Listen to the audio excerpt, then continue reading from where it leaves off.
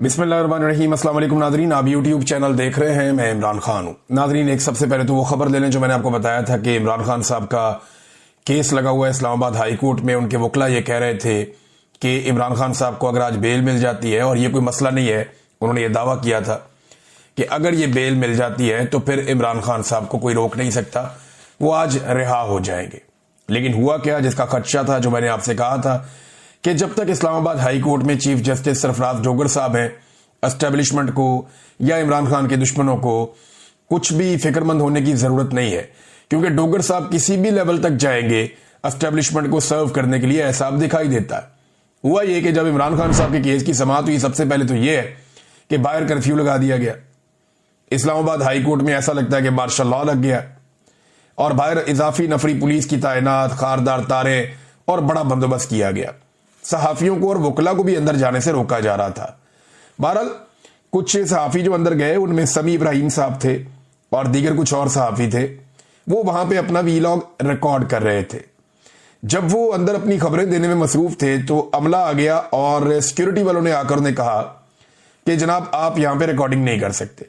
अब ये अदालत के बाहर वाला एरिया है, अहाते के तो अंदर है, सिक्योरिटी से अंदर है, लेकिन ये अदालत का वो एरिया है जहां पे नॉर्मली रिपोर्टर्स खड़े होकर अक्सर बातचीत करते हैं, और ये एक रूटीन है। वहां पे उन्हें कह दिया गया, जी आप यहां पे काम नहीं कर सकते। उन्होंने कहा क्यों नहीं कर सकते जी? एसपी साहब का हुक्म है। उन्होंने कहा जी एसपी साहब तो नहीं, यहां पे तो अदालत है, तो यहां तो जज साहब का हुक्म होगा। जज साहब ने कह दिया यहां कोई काम नहीं कर सकता। तो एक अजीब मार्शल लॉ लगा दिया गया। इसी हाई कोर्ट से इमरान खान साहब जो साबिक वजीर आजम है, उन्हें इसी अहाता अदालत से जबरी तौर पर अगवा किया जा सकता है। रेंजर्स वाले आके वो ये कर सकते हैं, लेकिन मीडिया यहां पे कवरेज नहीं कर सकता। ये मार्शल लॉ है और कुछ नहीं है। हुआ ये, जब समाज शुरू हुई तो पाकिस्तान तहरीक इंसाफ को बड़ी उम्मीदें थी।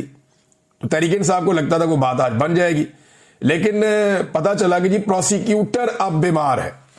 और प्रोसिक्यूटर जो बीमार है, ना उसने कोई मेडिकल रिपोर्ट भेजी, ना कोई और चीज भेजी, बस अचानक बता दिया जी प्रोसिक्यूटर बीमार है और वो नहीं आ सकता।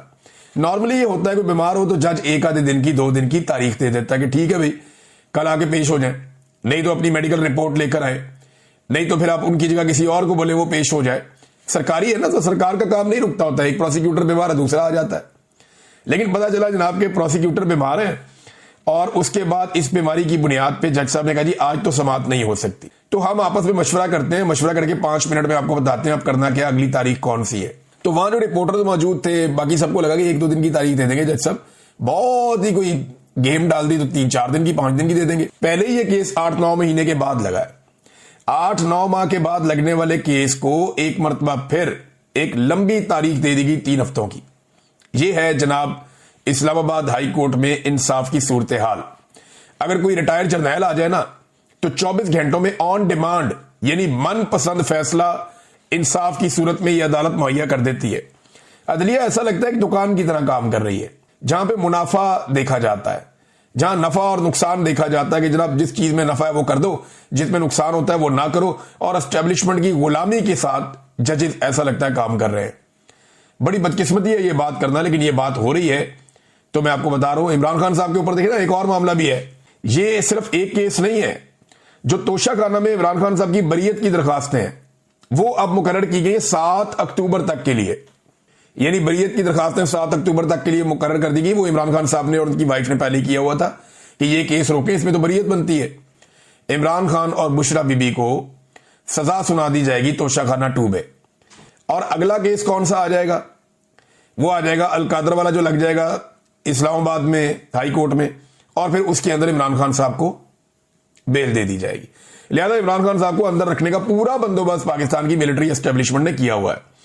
इमरान खान साहब की जो वीडियो लिंक पे समाअत होती है ना, उस हवाले से भी एक डेवलपमेंट है मेरे पास। अब ये देखें आपके हालात कहां पहुंच गए हैं, और ये कह कौन रहा है? ये सलमान अकरम राजा साहब बता रहे हैं कि जनाब हमारे साथ हो क्या रहा है। वीडियो लिंक पे इमरान खान साहब की जो समाअत हो रही थी, उसके खिलाफ एक दरखास्त दायर कर दी थी पाकिस्तान तहरीक इंसाफ के, इमरान खान साहब के वकला ने। अब वो समाअत होनी थी। अब जी समाअत के लिए वो कहते हैं जी हम वहां पे पहुंचे, और लतीफ खोसा साहब ने और सलमान अकरम राजा साहब ने, इन्होंने सीनियर जज से मुलाकात की कि जनाब हमारी समाअत क्यों नहीं हो रही। तो एडिशनल रजिस्ट्रार को बुलाया गया, उसने आकर बताया कि जनाब फाइल गुम हो गई है, और जज साहब ने कहा जब तक फाइल नहीं मिलती तब तक समाअत नहीं हो सकती।